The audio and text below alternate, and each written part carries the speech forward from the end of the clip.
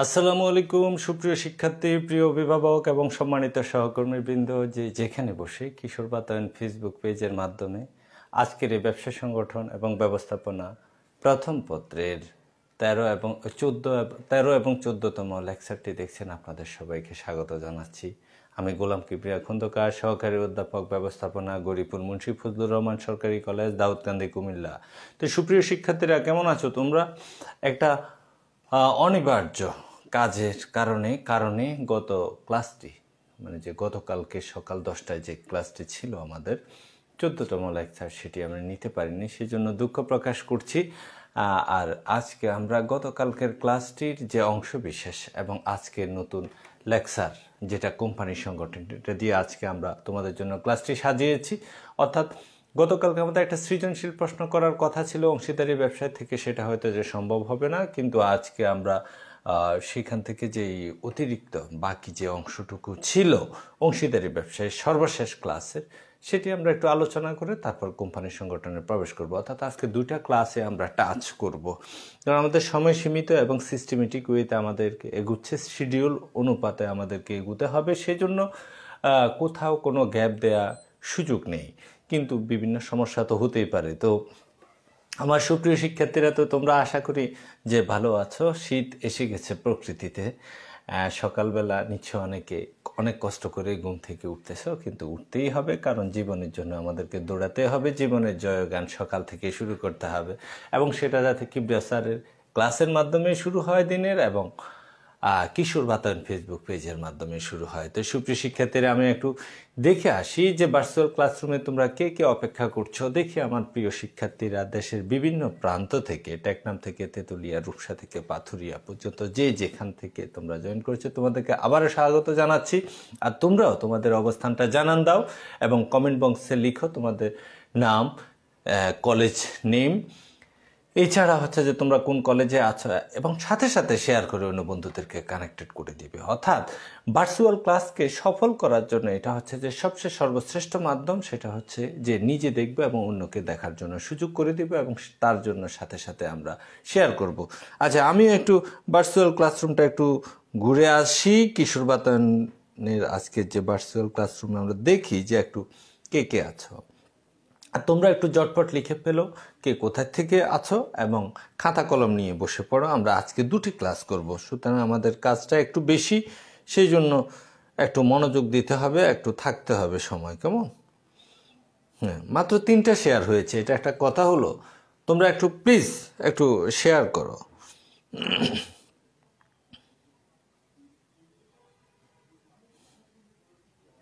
হ্যাঁ, চারিদিক থেকে প্রায় 101 জনের 202টি চোখ আমার দিকে। হ্যাঁ, আমি সম্মানিত বোধ করছি, শুকরিয়া আদায় করছি মহান আল্লাহ রাব্বুল আলামিনের দরবারে, যে এই যে কোভিড মহামারীতেও যে আমাদের কোনো ক্লাসটি বন্ধ হয় নাই এবং আমরা সেটা করতে পারছি।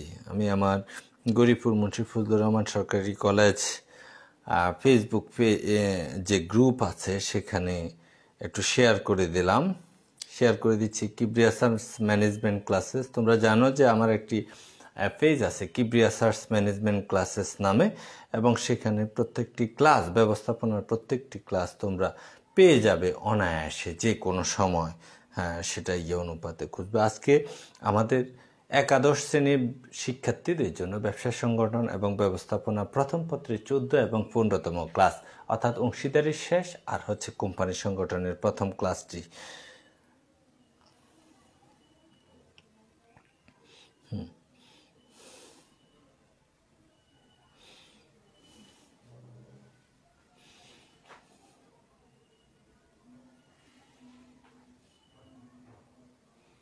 হ্যাঁ, ভিক্টোরিয়া ই-কমার্স প্রোগ্রামে একটু দিয়ে দিচ্ছি, শেয়ার করছি। হ্যাঁ, দেখি কে কোথায় থেকে জয়েন করেছ তোমরা, দেখতে পাচ্ছি। দেখছি মোহাম্মদ আব্দুর রহমান নীলফামারী গভর্নমেন্ট কলেজ থেকে, মোহাম্মদ উসামা, সুরাইয়া আক্তার সিনথিয়া, সাদিয়া আফরিন নিফা আছে, সাদমান সাকিব। হ্যাঁ,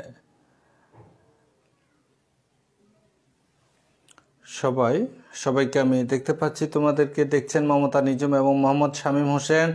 হ্যাঁ, সবাইকে স্বাগত জানাচ্ছি। আছে আমাদের হনুপা Akter Bithi Comilla Victoria government college থেকে, ফয়সাল আহমেদ, হ্যাঁ পৃথ্বী ঘোষ, হ্যাঁ সোহরাওয়ার্দী কলেজ থেকে আমাদের উম্মে জাহানারা, ওয়ালাইকুম আসসালাম নয়ন সরকার, শুভ সকাল। কেন আমি সবগুলো কমেন্ট দেখতে পাচ্ছি না কেন?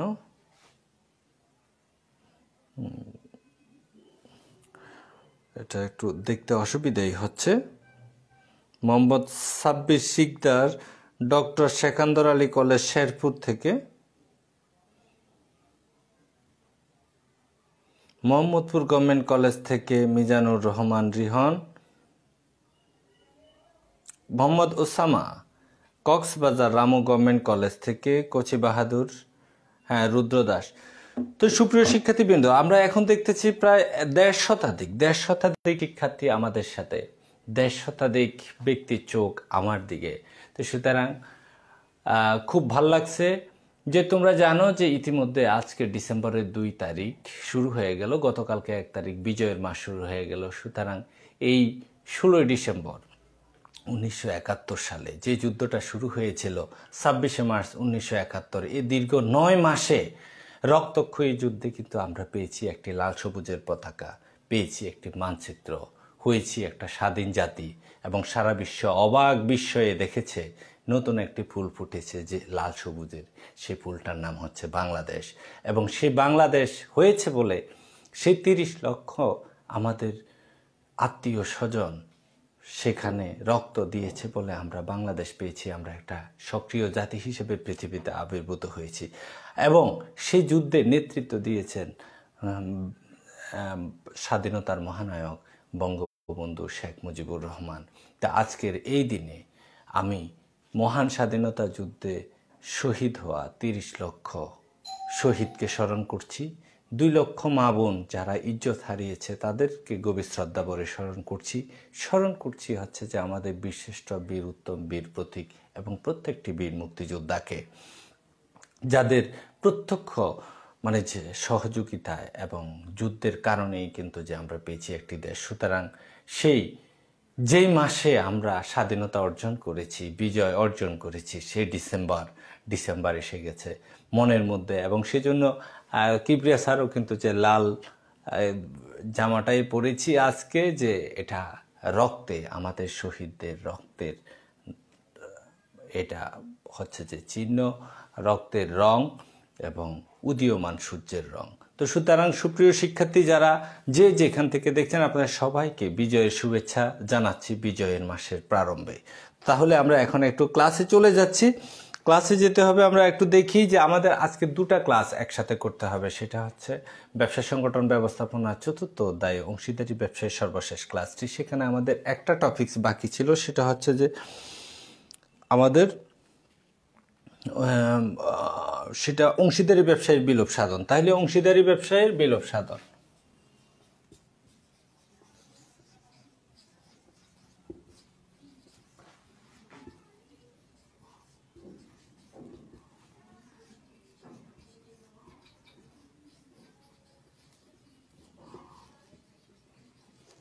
অংশীদারি ব্যবসায়ের বিলোপ সাধন।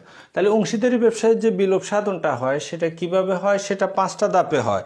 সে ধাপগুলো আমরা কিভাবে প্রথম বলছি যে প্রথমে হচ্ছে সর্বসম্মতিক্রমে। 1 নাম্বার হচ্ছে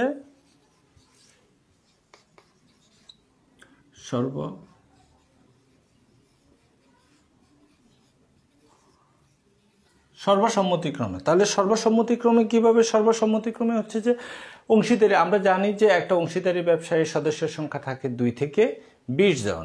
যদি এটা ব্যাংকিং ব্যবসায় হয় তাহলে থাকে 2 থেকে 10 জন। আর এই সদস্যরা যদি 5 জনে মিলেই একটা অংশীদারি ব্যবসা স্থাপন করলো এবং সবাই সিদ্ধান্ত নিল যে আমরা আর ব্যবসাটা চালাবো না, তাহলে এটা বিলোপ সাধন হয়ে যাবে। ঠিক আছে, তাহলে এটাকে বলা হচ্ছে সর্বসম্মতিক্রমে। 2 নম্বরে হচ্ছে বাধ্যতামূলক।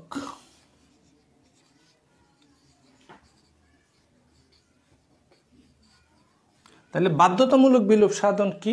বাধ্যতামূলক হলো, যেমন 1932 সালের অংশীদারি আইন অনুযায়ী বাংলাদেশে অংশীদারি ব্যবসা গঠিত, পরিচালিত এবং নিয়ন্ত্রিত হয়। এবং কোনো কারণে দেখা গেলো 1932 সালে অংশীদারি আইনে বলা হয়েছে কমপক্ষে 2 জন, কিন্তু এখন নতুন করে যদি 2020 সালে বা 21 সালে যদি একটা নতুন সেটা সংশোধিত আইন যদি প্রস্তুত করা হয়, সেখানে যদি বলে যে না 4 জনের নিচে হলে অংশীদারি ব্যবসা হবে না, মিনিমাম 4 জন, তাহলে দেখা যাচ্ছে যে এটা হয়ে গেছে, কিন্তু 2 জনে মিলে আগে করছিল সেটা অংশীদারি ব্যবসা হয়েছে, কিন্তু এখন বলছে যে নতুন আইনে বলা হচ্ছে যে 4 জন, তাহলে কিন্তু 2 জনে মিলে সেটা অংশীদারি ব্যবসা আর হবে না, এটা অটোমেটিক্যালি বাধ্যতামূলকভাবে এটা বিলোপ সাধন হয়ে গেল। তারা এটাকে অংশীদারির রূপে যদি দিতে চায়, ফরম্যাটে যদি নিয়ে আসতে চায়, তাহলে তাদেরকে 2 এর সাথে আরও 2 জনকে আনতে হবে নতুন আইনে। অথবা দেখা গেছে যে 2 জনে মিলে 1932 সালে অংশীদারি আইন অনুযায়ী 2 জনে মিলেই কেউ একটা ব্যবসা সংগঠন গড়ে তুললো, কিন্তু কোনো কারণে একজন মারা গেছে, তাহলে আর থাকে আরেকজন, তাহলে একজনে মিলে অংশীদারি ব্যবসা হয় না, তার মানে কি বাধ্যতামূলক বিলোপ সাধন ঘটল। 3 হচ্ছে বিশেষ কারণ।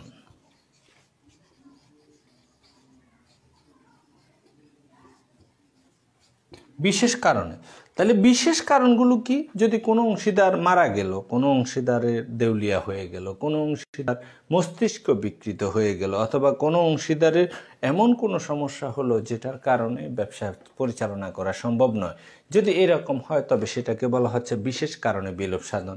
এই অবস্থায় বিলোপ সাধন হতে পারে। 4, এটা খুব গুরুত্বপূর্ণ, এখান থেকে প্রশ্ন আছে সৃজনশীলের। বিজ্ঞপ্তির মাধ্যমে। তাহলে বিজ্ঞপ্তির মাধ্যমে বিলোপ সাধনটা কি? সেটা হচ্ছে 3 জন ক খ গ 3 জনে মিলে হয়তো যে একটা ফুলের দোকান দিল, অর্থাৎ অংশীদারি ব্যবসার ভিত্তিতে তাদের মধ্যে চুক্তি হলো, কিন্তু একটা পর্যায়ে যদি যে কোনো একজন যদি বলে যে আমরা এই ব্যবসা পদ্ধতিটা আর কন্টিনিউ করতে চাই না, তাহলে এটা বিলোপ সাধন হবে। হ্যাঁ, এখন হচ্ছে যে কি ব্যবসাটা আসলে বিলোপ সাধন হয়ে যাবে সাথে সাথে না, ব্যবসা তো হয়তো যে চলবে, বাকি 2 জনে যদি চালাতে চায় তাহলে 2 জনের মধ্যে নতুন চুক্তি করে তারা চালাবে, কিন্তু 3 জনের মধ্যে যে একটা অংশীদারি ব্যবসা ছিল সেটা কিন্তু বিলোপ সাধন ঘটে গেছে। সর্বশেষ হচ্ছে আদালতের মাধ্যমে। সর্বশেষ অবস্থা হচ্ছে আদালতের মাধ্যমে। তাহলে আদালতের মাধ্যমেও কিন্তু যে বিলোপ সাধন করা যায়, তাহলে আদালতের মাধ্যমে কখন যাবে? কোনো অংশীদার মস্তিষ্ক বিকৃতি ঘটে গেছে, তাহলে আদালতের মাধ্যমে যেতে হবে। আবেদনকারী অংশীদার ভিন্ন অন্য কোনো অংশীদার দেখা গেল যে সে তার কাজ করার মতো তার সামর্থ্য নাই, সম্পূর্ণভাবে সে প্রতিবন্ধিতা এমন হয়েছে যে তার পক্ষে অংশীদারি ব্যবসা চালিয়ে যাওয়া সম্ভব নয়, তাহলে সেটা হতে পারে। এবং অংশীদারি ব্যবসায়ের প্রকৃতি বিবেচনায় প্রতিকূল প্রভাব পড়তে পারে কোনো অংশীদার এরূপ অভিযোগ যদি প্রাপ্ত হয়, যেমন অংশীদারদের মধ্যে এমন কোনো কাজ করছে যে কাজের কারণে এই অংশীদারি ব্যবসাটা আসলে আর রান করানো যাবে না, এমন কোনো খারাপ কাজ করে ফেলছে যেটা পত্রপত্রিকা সোশ্যাল মিডিয়াতে খুব বেশি ভাইরাল হয়ে গেছে। তো ভাইরাল হয়ে যাওয়ার পরে কিন্তু যে আর এই অংশীদারি ব্যবসাটা খুব ভালোভাবে চলবে না, যদি এমন হয় তাহলে তারা আদালতের কাছে দ্বারস্থ হবে যে হ্যাঁ আমরা অংশীদারি ব্যবসাটাকে বিলোপ সাধন করতে চাই। আবার কোনো অংশীদার ইচ্ছাকৃতভাবে অবিরাম যদি চুক্তি ভঙ্গ করেই চলে, এমনও হতে পারে যে 4 জনে মিলে করছে, কিন্তু একজন রাজনৈতিক বা অর্থনৈতিকভাবে এমন শক্তিশালী যে সে যা খুশি তা করে যাচ্ছে, যদি এমন হয় তাহলেও সমস্যা, এটাকে আমরা আদালতের মাধ্যমে বিলোপ সাধন করা যাবে। অথবা কোনো অংশীদার যদি অপর অংশীদারদের, আমরা জানি অংশীদারি ব্যবসায় অনায়াসে এর অংশটা অন্য কারো কাছে হস্তান্তর করা যায় না, অর্থাৎ পার্টনারশিপ হস্তান্তর করা যায় না। এখন কেউ কাউকে না জানিয়ে মিস্টার খয়ের কাছে, হচ্ছে তার ভাগিনার কাছে তার অংশটা যদি বিক্রি করে দেয়, এটা যদি পরবর্তীতে জানে, তাহলে অংশীদারি ব্যবসায় বিলোপ সাধন ঘটবে। হ্যাঁ, খকে নিয়ে নতুন করে করা যাবে, কিন্তু আগের যে অংশীদারিত্ব, কারণ অংশীদারি ব্যবসায়ের জন্ম হয় চুক্তির মাধ্যমে, সেই জন্য বলা হয় যে চুক্তি হচ্ছে অংশীদারি ব্যবসায়ের মূল ভিত্তি। আবার কখনো পরিস্থিতি এমন হয় যে এই প্রতিষ্ঠানটা শুধুমাত্র লসে দিয়ে যাচ্ছে, এখন এই লস যদি দিয়ে যায়, যদি দেখা যায় যে লসটা রিকভারি করা যাবে না, তাহলে এই ব্যবসাটা কিন্তু যে পরিচালনা করা আর উচিত হবে না। এবং তাহলে এটা কিভাবে বিলোপ সাধন হবে? তখন এটা আদালতের দ্বারস্থ হয়ে বলবে যে না, আমরা আসলে যে এই ব্যবসাটা পরিচালনা করতে পারছি না, যতই করি ততই লস হচ্ছে, ভবিষ্যতে লসের মাত্রাটা আরও বেশি হবে, তাহলে আমরা এখন এটা বন্ধ করে দিতে চাই, তখন আদালতের অনুমতি নিয়ে তারা বন্ধ করতে পারবে। এছাড়া এইগুলো ছাড়াও অন্য কোনো কারণেও এটা সর্বশেষ কারণটা হচ্ছে যে এই উপরোক্ত কারণগুলো ছাড়া অন্য কোনো কারণে আদালত যদি মনে করে যে অংশীদারি ব্যবসাটা দেশ এবং দশের জন্য ক্ষতিকর, অংশীদারদের জন্য ক্ষতিকর, তাহলে আদালত সেটা বন্ধ করার অনুমতি দিতে পারে। ঠিক আছে, তোমরা একটু থাকো, আমি একটু দেখছি, একটু খুব গরম লাগছে তো সেই জন্য একটু ফ্যানটা একটু দিচ্ছি।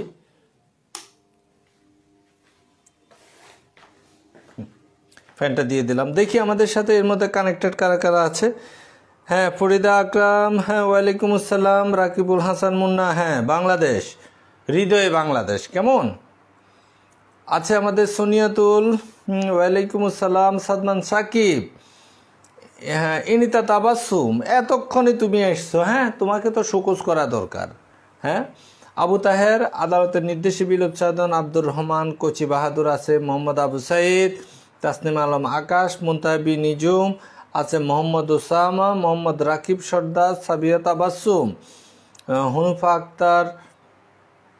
বিথি, তুমি চমৎকার বলেছ, আমরা কেউ যদি অপ্রয়োজনীয় কমেন্ট না করি তাহলে অনেক ভালো হয়। গুড। রাজু আহমেদ, যদি আমরা অপ্রয়োজনীয় এবং বাজে কেউ যদি আমরা কমেন্ট করে তাহলে আমরা কিন্তু সাথে সাথে তাকে রিমুভ করে দিব এবং ব্লক করে দিব। কেমন?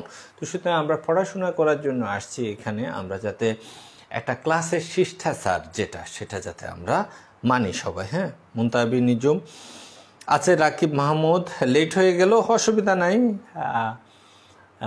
Late is better than never, অর্থাৎ যদি মোটে না আসার থেকে একটু দেরিতে আসাটাও ভালো। তুমি আসছো, তোমাকে অনেক ধন্যবাদ। ফয়সাল আহমেদ, ওয়ালাইকুম আসসালাম। মোহাম্মদ রিয়াদ, ভালো আছি। তাইবা কবির, ওয়ালাইকুম আসসালাম, ভালো আছি। আবু তাহের, মোহাম্মদ ওসামা, কেন আহারে বলছো কেন? মোহাম্মদ আব্দুর রহমান আছে, আমাদের ইনিতা তাবাসুম আছে। হ্যাঁ, ওই যে তোমরা একটু অনেকে, রাইসা জান্নাত জুই কি দিয়েছো এটা, কোচি বাহাদুর, রাকিবুল হাসান মুন্না, হ্যাঁ একটি বাংলাদেশ, তুমি জাগ্রত জনতার, সারা বিশ্বের বিস্ময়, তুমি আমার অহংকার, আমাদের অহংকার, কিশোর বাতায়নের অহংকার। কে? বাংলাদেশ। বাংলাদেশ কি? লাল সবুজের পতাকা। এখন বাংলাদেশ এখন এমার্জিং টাইগার, উদীয়মান ব্যাঘ্র দক্ষিণ এশিয়ার, এবং অনেক ক্ষেত্রে ভারতের থেকেও আমাদের কিন্তু অর্থনৈতিক সূচকে আমরা এগিয়ে যাচ্ছি আমাদের প্রতিবেশী দেশগুলোর থেকে। সুতরাং বাংলাদেশ নিয়ে গর্ব করার মতোই, বাংলাদেশকে চিনবে সবাই, বাংলাদেশকে আমরা হৃদয়ে ধারণ করি, বাংলাদেশকে আমরা ভালোবাসি, দেশকে ভালোবাসি। এবং তাহলে বলা হয়েছিল, আচ্ছা প্লেটোকে বলা হয়েছিল সর্বোচ্চ দেশপ্রেম কি? কি উত্তর দিয়েছিল জানো?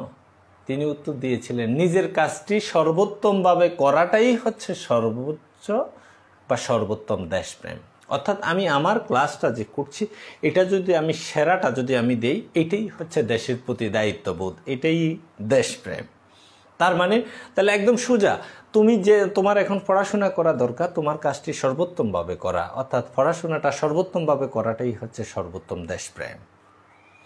তোমার এবং আমার হাত থেকে যাতে দেশের প্রত্যেকটি সম্পদ রক্ষা পায় এবং সেটা যাতে যে সংরক্ষিত হয়, ভালো থাকে, আমার আশেপাশের প্রতিবেশী যাতে আমার কাছ থেকে ভালো থাকে, এটাই হচ্ছে যে কি দেশপ্রেম।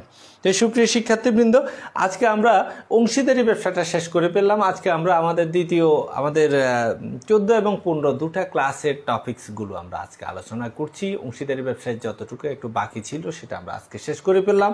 এখন আমরা চলে যাচ্ছি কোম্পানি সংগঠন। আচ্ছা বলো তো, কোম্পানি সংগঠন কত সালের আইন অনুযায়ী গঠিত, পরিচালিত এবং নিয়ন্ত্রিত হয়? কোম্পানি সংগঠন কত সালের আইন অনুযায়ী গঠিত, পরিচালিত এবং নিয়ন্ত্রিত হয়? কে বলতে পারো দেখি? কমেন্ট বক্সে একটু লিখো।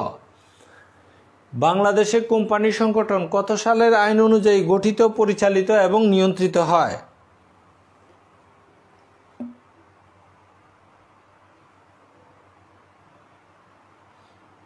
হ্যাঁ, তাইবুর সাজেদ তামিম বলছো, স্যার আমরা 21 ব্যাচের অনেক স্টুডেন্ট ক্লাস করি, আমাদের পরীক্ষার আগে আপনার কাছ থেকে ম্যানেজমেন্ট শেষ করা সম্ভব? হ্যাঁ সম্ভব, ইনশাল্লাহ হয়ে যাবে, অসুবিধা হবে না। কেমন?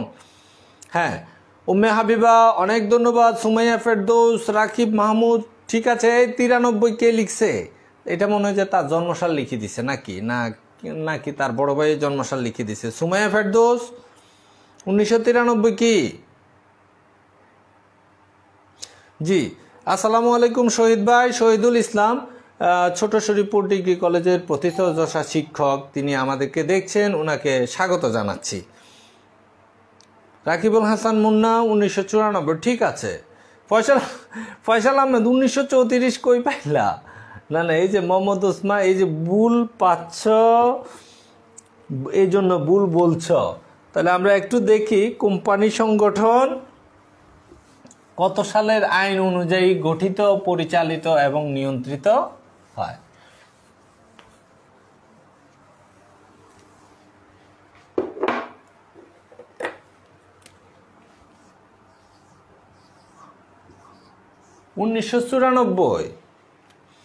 যখন 1994 সালে বাংলাদেশ হওয়ার পরে প্রথম কোম্পানি সংগঠনে একটা অ্যামেন্ডমেন্ট অর্থাৎ সংশোধনী এনে নতুন করে আইন করা হয়, যৌথ মূলধনী কোম্পানি অ্যাক্ট 1994। এর আগে আমরাও যখন 1994-তে যখন প্রথম ভর্তি হয়েছি তখন আমরা পড়তাম যে কোম্পানি আইন হচ্ছে 1913 সালের।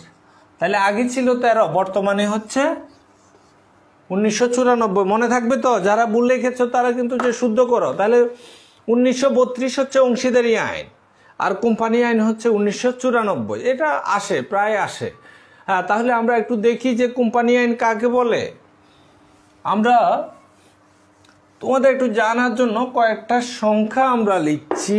সেটা হচ্ছে 1902 থেকে 50, শুধু লিখছি 2, আবার 3, আবার লিখছি 7।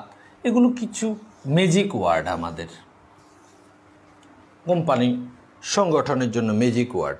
তাহলে এই ম্যাজিক ওয়ার্ডগুলো কি, এগুলো নিয়ে আমরা একটু আলোচনা করবো। আমরা লিখেছি 2 থেকে 50, আমরা লিখেছি 2, আমরা লিখেছি 3, আমরা লিখেছি 7। কোম্পানি সংগঠন আমরা বলছি 1994 সালের কোম্পানি আইন অনুযায়ী এই সংগঠনটা গড়ে ওঠে। যেমন স্কয়ার হসপিটালস দেখো তোমরা, বসুন্ধরা, যমুনা, যেগুলো শেষে লিমিটেড থাকে অথবা প্রাইভেট লিমিটেড কথাটি থাকে, এগুলো সবগুলোই হচ্ছে কোম্পানি সংগঠন। তোমরা ঢাকা শহরে যারা থাকো অথবা জেলা শহরে যারা থাকো তারা দেখবে বিভিন্ন হাসপাতালের নামের শেষে লিমিটেড কথাটি থাকে। কি থাকে? লিমিটেড।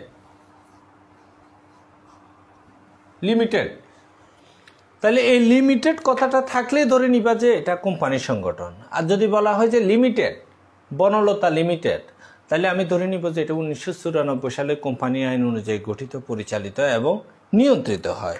আবার এখানে কোথাও থাকে লিমিটেড আর কোথাও থাকে প্রাইভেট লিমিটেড। কি থাকে? Private limited. তাহলে আমরা একটু ক্লিয়ার হই, যৌথ মূলধনী কোম্পানি 2 ধরনের। যৌথ মূলধনী কোম্পানি আছে 2 ধরনের। কয় ধরনের? 2 ধরনের। একটা হচ্ছে লিমিটেড, একটা হচ্ছে প্রাইভেট লিমিটেড। অর্থাৎ এটাকে বলা হচ্ছে লিমিটেড, যেটা এটা হচ্ছে পাবলিক লিমিটেড কোম্পানি, আর যার সাথে প্রাইভেট থাকে এটা হচ্ছে প্রাইভেট লিমিটেড কোম্পানি। মনে রাখতে হবে পাবলিক লিমিটেড কোম্পানির সাথে পাবলিক কথাটি থাকে না, কিন্তু প্রাইভেট লিমিটেডের সাথে প্রাইভেট কথাটি থাকে। তাহলে প্রাইভেট থাকলে এটা প্রাইভেট লিমিটেড কোম্পানি, আর প্রাইভেট পাবলিক কিছুই যদি না থাকে, শুধু লিমিটেড থাকে, তাহলে আমরা এটাকে ধরে নিব পাবলিক লিমিটেড কোম্পানি। ঠিক আছে? তাহলে আমরা এই সংখ্যাটা কি দিয়েছি? 2 থেকে 50। তাহলে 2 থেকে 50 হচ্ছে প্রাইভেট লিমিটেড কোম্পানির সদস্য সংখ্যা। শেয়ার হোল্ডার হচ্ছে 2 থেকে 50, সর্বনিম্ন 2 জন, সর্বোচ্চ হচ্ছে 50 জন। আর পাবলিক লিমিটেড কোম্পানির শেয়ার সংখ্যা হচ্ছে সর্বনিম্ন হচ্ছে যে 7।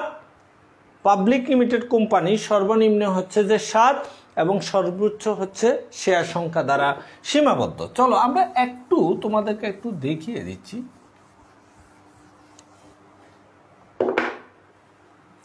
তাহলে একটা হচ্ছে যে প্রাইভেট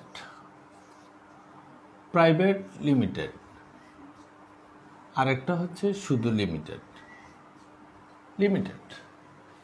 তার মানে এটা হচ্ছে যে পাবলিক, এটাকে বলা হচ্ছে প্রাইভেট, আর এটা হচ্ছে পাবলিক। তাহলে এটাকে আমরা লিখছি প্রাইভেট, আর এটা হচ্ছে পাবলিক। তাহলে দুটেই লিমিটেড থাকে। তাহলে প্রাইভেটের বেলায় প্রাইভেট লিমিটেড কথাটি থাকে, পাবলিকের বেলায় শুধু লিমিটেড কথাটি থাকে। প্রাইভেটের বেলায় সদস্য সংখ্যা হচ্ছে 2 থেকে 50, আর পাবলিকের সদস্য সংখ্যা হচ্ছে 7 থেকে সর্বোচ্চ সংখ্যা আনলিমিটেড। অর্থাৎ শেয়ার সংখ্যা দ্বারা সীমাবদ্ধ। আবার প্রাইভেট লিমিটেড কোম্পানির সর্বনিম্ন পরিচালক সংখ্যা হচ্ছে 2, আর পাবলিক লিমিটেড কোম্পানির সর্বনিম্ন পরিচালক সংখ্যা হচ্ছে 3। Concept clear? আবার প্রাইভেট লিমিটেড কোম্পানি শেয়ার অবাধে হস্তান্তরযোগ্য নয়, শেয়ার হস্তান্তর, আর পাবলিক লিমিটেড কোম্পানি শেয়ার অবাধে হস্তান্তরযোগ্য। এই যোগ্য বা যোগ্য নয় কথাটা বলেছি, এটা হচ্ছে যে হস্তান্তরযোগ্য নয় আর হস্তান্তর। আচ্ছা, তারপরে আমি একটু লিখে দিচ্ছি তোমরা বোঝার সুবিধা। হস্তান্তর যোগ্য নয় আর এটা হচ্ছে যে হস্তান্তর যোগ্য। তাহলে এই বিষয়গুলো যদি থাকে, কিন্তু মনে রাখতে হবে যে দুটেই কিন্তু 1994 সালের কোম্পানি আইন অনুযায়ী গঠিত, পরিচালিত এবং নিয়ন্ত্রিত। দুটারই কিন্তু যে স্মারকলিপি আছে, মূল দলিল হচ্ছে স্মারকলিপি এবং পরিমেল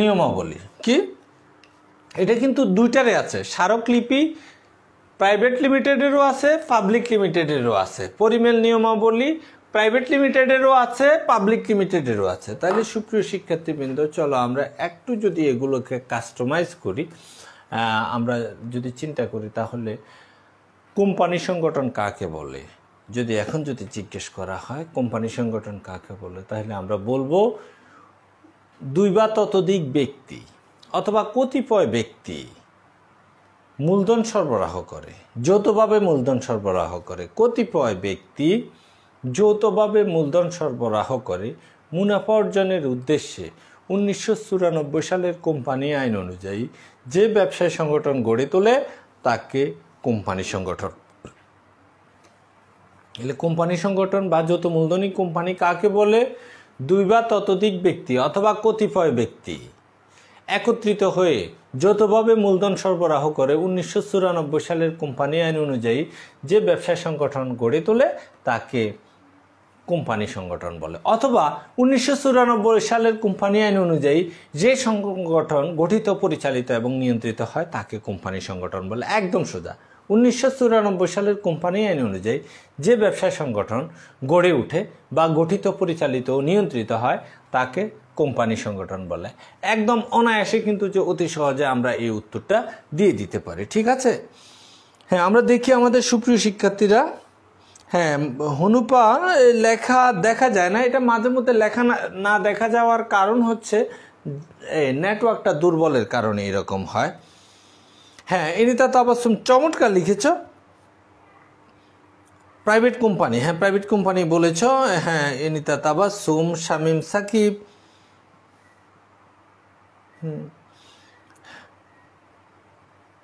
কোচি বাহাদুর, গঠিত, পরিচালিত, খুব চমৎকার লিখেছ। সাদমান সাকিব চমৎকার লিখেছ। হ্যাঁ, এনিতা তাবাসসুম অনেক ভালো লিখেছ আর কি, যে তোমায় অনেক ধন্যবাদ। মোহাম্মদ জামশেদ নয়ন, মোহাম্মদ সাইমুন চাঁদপুর গভর্নমেন্ট কলেজ থেকে।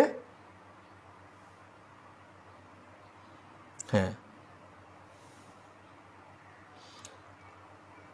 শেখ শহীদ খান, আজকে আসতে দেরি হয়ে গেল না? দেরি হয়ে গেলে তো তোমাকে ঢুকতে দেওয়া ঠিক হয় না আর কি যে ক্লাসে। হ্যাঁ, তাহলে দেখো এই যে মাঝে মধ্যে দেখা যাবে যে এই কথাগুলো আমরা বোর্ডে যা লিখি সেগুলো দেখা যায়, আবার মাঝে মধ্যে দেখতে অসুবিধা হয়। যখন দেখা যায় তখন তোমরা একটা স্ক্রিনশট নিয়ে নিবে, তাহলে তোমাদের এটা সুবিধা হবে। তাহলে চলো কোম্পানি সংগঠনের বৈশিষ্ট্যগুলো আমরা একটু আলোচনা করি, কেমন? এগুলো আমরা কিছুটা আলোচনা করেই ফেলছি, কিন্তু তারপরেও আমরা এখন বোর্ডে দেখিয়ে দিব যে আলাদা টপিকস হিসেবে কোম্পানি সংগঠনের বৈশিষ্ট্য। আজকে আমাদের ছিল কোম্পানি সংগঠনের ধারণা, বৈশিষ্ট্য এবং গুরুত্ব। তাহলে আমরা একটু দেখছি যে কোম্পানি সংগঠনের বৈশিষ্ট্য।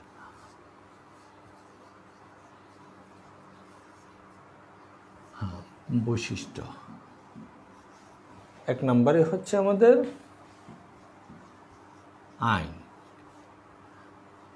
আইন সৃষ্ট।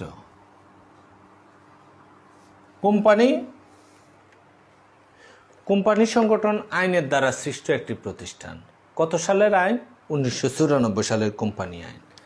2, কৃত্রিম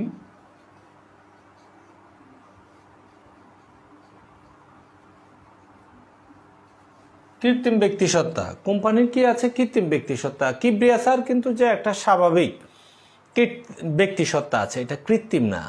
অর্থাৎ আমি নিজ নাম, আমি এই যে এখন কথা বলছি, আমি নিজ নামে কোথাও দেখা যায় যে ব্যাংক অ্যাকাউন্ট খুলতে পারি, জমি জমা কিনতে পারি, বেচতে পারি, মালপত্র কিনতে পারি, তাহলে আমার নামে রেজিস্ট্রি হতে পারে, আমি কোথাও সাক্ষী হতে পারি।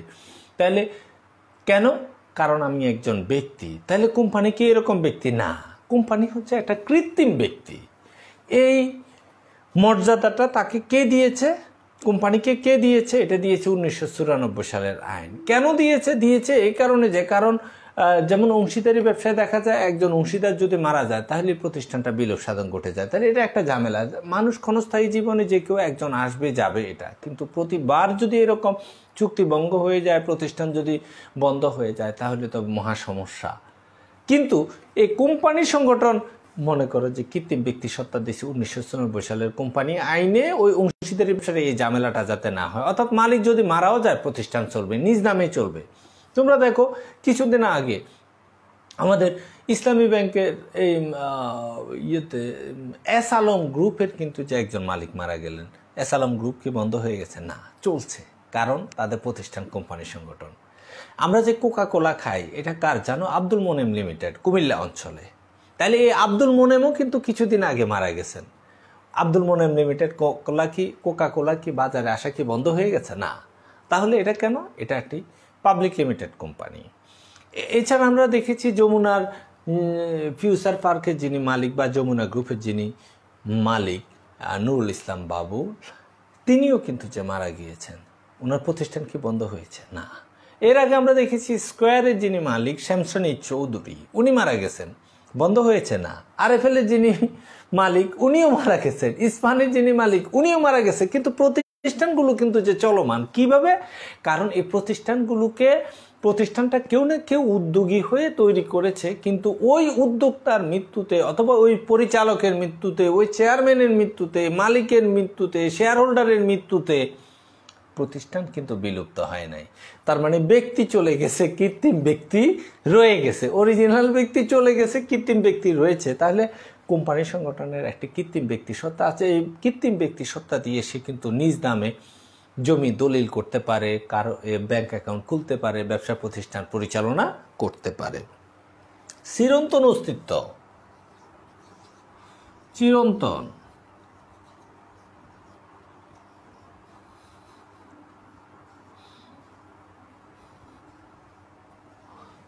অস্তিত্ব। ওই যে বললাম নুরুল ইসলাম বাবুলরা চলে গেছে, আব্দুল মোনেমরা চলে গেছে, শ্যামসনী চৌধুরীরা চলে গেছে, প্রতিষ্ঠান রয়েছে। কেন?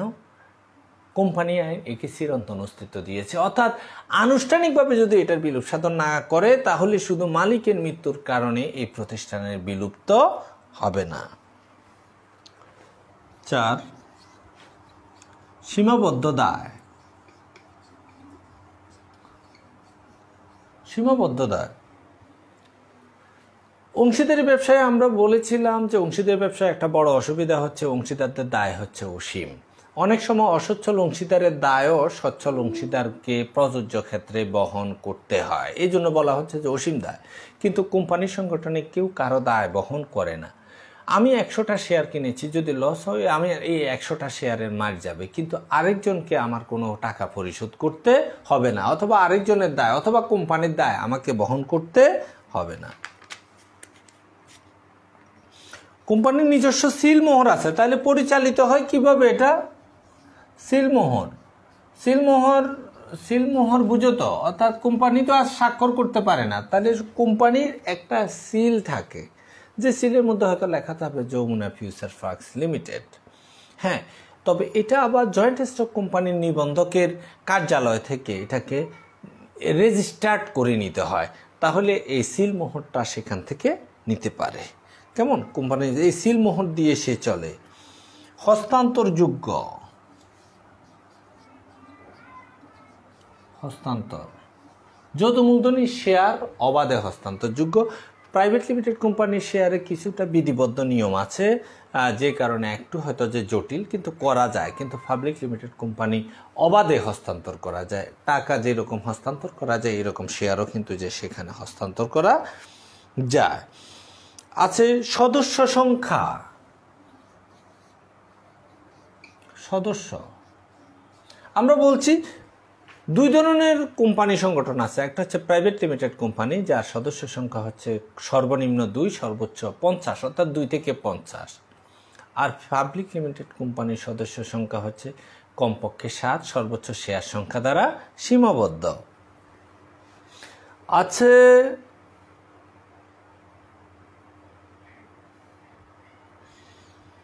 কিছু বিধিবদ্ধ দায়িত্ব আছে, বিধিবদ্ধ দায়িত্ব সেগুলো একে পালন করতে হয়। আছে গণতান্ত্রিক ব্যবস্থাপনা।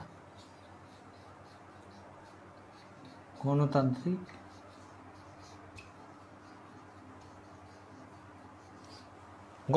ব্যবস্থাপনা। গণতান্ত্রিক ব্যবস্থাপনা মানে হচ্ছে যে এখানে শেয়ার হোল্ডার যদি 1 লক্ষ থাকে, 1 লক্ষ শেয়ার হোল্ডারের প্রত্যক্ষ ভোটে এখানে পরিচালক নির্বাচিত হয়। পরিচালকদের মধ্য থেকে একজন এমডির দায়িত্ব পালন করেন, একজন চেয়ারম্যানের দায়িত্ব পালন করেন, বাকিরা বিভিন্ন ধাপে ধাপে বোর্ড অফ ডাইরেক্টরস থাকে। তাহলে গণতান্ত্রিক প্রক্রিয়া সকল শেয়ার হোল্ডারদের ভোটাধিকারের মাধ্যমে গঠিত যে কমিটি, তাদেরকে পরিচালক বলা হয়, তাদেরকে বোর্ড অফ ডাইরেক্টরস বলা হয়, এবং তারাই কিন্তু যে প্রতিষ্ঠানটা সকলের পক্ষে পরিচালনা করে। সেহেতু এটা অনেকটাই হচ্ছে গণতান্ত্রিক ব্যবস্থাপনা। আমরা যদি দেখি পরিচালক সংখ্যা, একটু উপর থেকে একটু মুছে দিচ্ছি অনেকগুলো। 9 নম্বরে যদি আমরা আসি,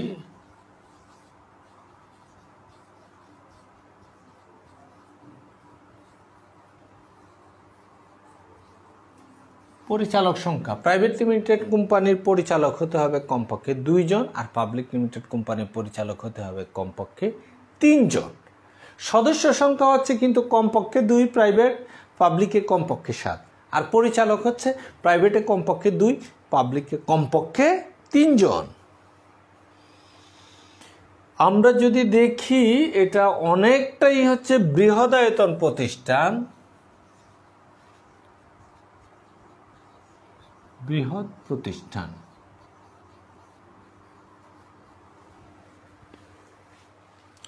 কোম্পানি সংগঠন একটি বৃহদায়তন প্রতিষ্ঠান। কেন? কারণ এর মূলধন বেশি। কেন এর মূলধন বেশি? মূলধন কেন বেশি? ইচ্ছা করলে বাজারে, শেয়ার বাজারে নিবন্ধিত হয়ে ওই প্রতিষ্ঠানটা নতুন মূলধন সংগ্রহ করতে পারে।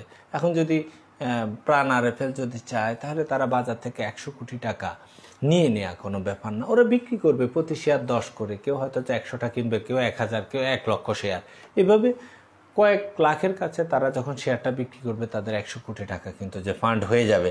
সুতরাং কোম্পানি সংগঠন করা হয় বৃহদায়তন প্রতিষ্ঠানের জন্য। তাহলে বৃহৎ মূলধন কিন্তু যে এখানে আমাদের আছে।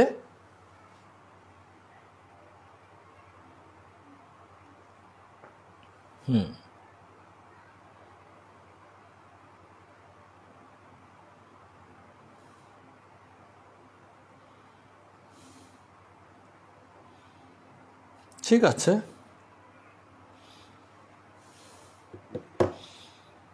তাহলে আমরা একটু দেখলাম যে এই বৈশিষ্ট্যগুলো আমরা একটু আলোচনা করলাম। আরও অনেকগুলো বৈশিষ্ট্য আছে। এটা অবসায়ন করা যায়, এটা হিসাব নিরীক্ষা করতে হয়, নিজ নামে নির্দিষ্ট অ্যাকাউন্ট করতে হয়, এর কিছু দলিলপত্র থাকে যেগুলোকে স্মারকলিপি বলে, পরিমেল নিয়মাবলী বলে, এবং এটার গঠন প্রণালীটা অনেকটাই জটিল। কেন জটিল? কারণ আইনের চোখে অনেক কিছু করতে হয়, অনেক ঘোষণা দিতে হয়, সাক্ষীমুখী লাগে, এবং হচ্ছে যে তার অ্যাডভোকেটশিপ লাগে। হ্যাঁ, কোম্পানির যে গুরুত্বপূর্ণ দলিলগুলো, ডকুমেন্টসগুলো, সেগুলো প্রস্তুত করতে হয়, সেগুলো রেজিস্ট্রি করতে হয়, এবং সেগুলো একের পর এক কানেক্টেড করতে হয়। শেয়ার বাজারের সদস্য হতে হলে তাকে অনেকগুলো নিয়ম নীতি মেনে চলতে হয়। এই কারণে বলা হচ্ছে যে কোম্পানি সংগঠনের গঠন প্রক্রিয়াটা আসলে যে অনেকটাই জটিল, যেটা হচ্ছে এক মালিকানা এবং অংশীদারির ক্ষেত্রে দেখাই যায় না। তাহলে এক মালিকানা এবং অংশীদারির ব্যবসায় গঠন করা এবং পরিচালনা করা খুবই সহজ, কিন্তু কোম্পানি সংগঠন গঠন এবং পরিচালনা একটি জটিল প্রক্রিয়া। কিন্তু ব্যবস্থাপনা এর গণতান্ত্রিক ব্যবস্থাপনার কারণে সেখানে সঠিক ব্যক্তিটাকে আনলে এই প্রতিষ্ঠানটা বৃহদায়তন প্রতিষ্ঠানের জন্য অত্যন্ত উপযুক্ত। সেজন্য সবসময় বলা হয় অধিক মূলধন থাকার কারণে যৌথ মূলধনী কোম্পানি বা অধিক মূলধন সংগ্রহ করার সুযোগ থাকার কারণে যৌথ মূলধনী কোম্পানি সবসময় উপযুক্ত হচ্ছে বৃহদায়তন প্রতিষ্ঠানের জন্য। এই জন্য বৃহদায়তন প্রতিষ্ঠান বলতে যেগুলো তুমি দেখুন বিএসআরএম রডস অথবা আরএফএল, স্কয়ার, প্রাণ বা যমুনা, বসুন্ধরা, এরকম আনোয়ার ইস্পাত, একেএস, আকিজ গ্রুপ, এই সবগুলো প্রতিষ্ঠানে কিন্তু একসময় একজন ব্যক্তি হয়তো যে গড়ে তুলেছিল ছোট্ট পরিসরে, কিন্তু পরবর্তীতে তারা 1994 সালে কোম্পানি আইনের অধীনে এসে প্রতিষ্ঠানটাকে তারা ফর্ম করেছে, গঠন করেছে নতুনভাবে। এছাড়া যতগুলো ব্যাংক দেখো প্রত্যেকটা ব্যাংকই হচ্ছে কোম্পানি সংগঠন। সোনালী, অগ্রণী, Rupali, Janata, Islami bank, Al-Arafah bank, Dutch Bangla bank, সবগুলো শেষে লিমিটেড লেখা থাকুক অথবা না থাকুক, এরা প্রত্যেকে কোম্পানি সংগঠন। ঠিক আছে, তো সুপ্রিয় শিক্ষার্থীবৃন্দ, আজকে আমরা এখানে একটু শেষ করব, কারণ আজকে যেহেতু দুটা ক্লাস, আজকে আরও একটা টপিক ছিল, সেটা হচ্ছে কোম্পানি সংগঠনের গুরুত্ব। তো গুরুত্বগুলো প্রায় এসেই গেছে, কিন্তু তারপরেও আমরা এটা আগামী ক্লাসে একটু আলোচনা করব। তো তোমরা যারা আছো, বাসায় আছো, একটু পড়াশোনা করব, আমরা মনোযোগ দিয়ে পড়াশোনা করব। ওই যে বললাম বিজয়ের মাস শুরু হলো, বিজয়ের মাসে আমাদেরকে এই চেতনায় আসতে হবে যে দেশকে ভালোবাসতে হবে, আর দেশকে ভালোবাসাই হচ্ছে স্বদেশ প্রেম। আর প্লেটো বলছে নিজের কাজটি সর্বোত্তমভাবে করাটাই হচ্ছে সর্বোত্তম দেশপ্রেম। সুতরাং আমরা প্রত্যেকে নিজ নিজ জায়গায় নিজের কাজটি সবচেয়ে সেরাভাবে করব, তাহলে আমাদের দেশপ্রেম হবে। সুতরাং আজকের এই দিনে আমরা আবারও 1971 সালে আমাদের স্বাধীনতা মহান মুক্তিযুদ্ধে যারা মারা গিয়েছেন, শহীদ হয়েছেন, তাদের সবার আত্মার মাগফিরাত কামনা করি। আমরা গভীর শ্রদ্ধা ভরে স্মরণ করছি সেই মুক্তিযুদ্ধে নিহত প্রত্যেকটা শহীদকে, বীর শ্রেষ্ঠদেরকে, বীর উত্তম, বীর প্রতীকদেরকে, এবং সর্বোপরি হাজার বছরের শ্রেষ্ঠ বাঙালি জাতিজনক বঙ্গবন্ধু শেখ মুজিবুর রহমানকে আমরা আজকে গভীর শ্রদ্ধা ভরে স্মরণ করছি, কারণ যার জন্ম না হলে বাংলাদেশ নামক রাষ্ট্রটা হতো না। তো সুতরাং একদম নেপথ্য নায়ক, এছাড়া জানা অজানা আরও অনেক নায়ক আছে, সবাইকেও কিন্তু যে আমরা স্মরণ করছি। তো চলো আমরা দেশকে ভালোবাসি, আমরা দেশকে হৃদয়ে ধারণ করি, এবং আমরা আমাদের কাজটাকে সর্বোত্তমভাবে করি, এবং ডানে বামে যারা আছে, আমার চারপাশে যারা আছে, তারা যাতে আমাদের হাত এবং মুখ থেকে যাতে তারা নির্ভর থাকে, নিশ্চিন্ত থাকে, যাতে ক্ষতিগ্রস্ত না হয়। ভালো থেকো সবাই, বাসায় থেকো, নিরাপদে থেকো। শীত এসে গেছে, শীতের কারণে করোনা এখন শক্তিশালী হচ্ছে, সুতরাং আমাদেরকে সতর্ক থাকতে হবে। আর সতর্কতা হিসেবে প্রধানমন্ত্রীর নির্দেশনা মোতাবেক এখন যতদিন ভ্যাকসিন না আসে, মাস্ক হচ্ছে যে খুব ভালো উপায়। সুতরাং আমরা মাস্ক পরব এবং করোনার থেকে বেঁচে থাকব। তো ধন্যবাদ সবাইকে, ভালো থেকো, সুস্থ থেকো। আগামী সপ্তাহে একই সময়ে আবার দেখা হবে ইনশাল্লাহ। আল্লাহ হাফেজ।